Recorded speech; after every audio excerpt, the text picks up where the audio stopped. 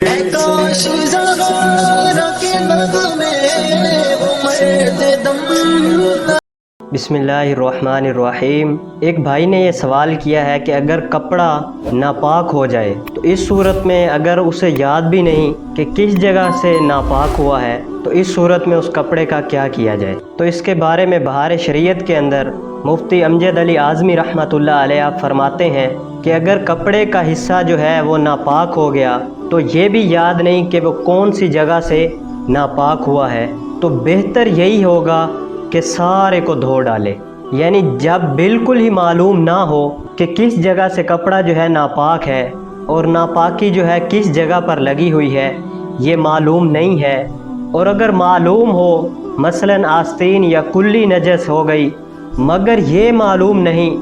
कि आस्तीन या कुल्ली नजस का कौन सा हिस्सा नापाक है, तो आस्तीन या कुल्ली का धोना ये जो है पूरे कपड़े का धोना है। और अगर अंदाजे से सोचकर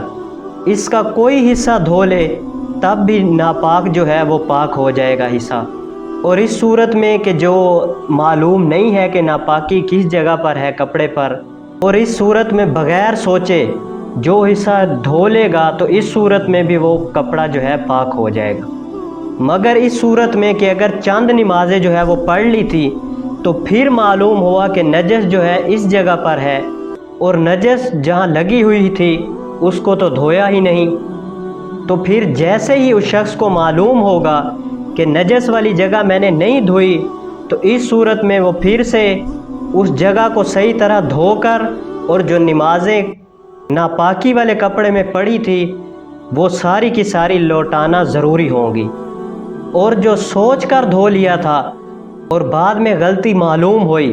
तो इस सूरत में अब धो ले और नमाज़ों का लौटाना ज़रूरी नहीं है। और ये बहार शरीयत के अंदर मुफ्ती अमजद अली आज़मी रहमतुल्लाह अलैह ने ये हवाला नकल किया है। दुआ है अल्लाह अज़्ज़ा वजल हमें शरीयत के अहकामात पर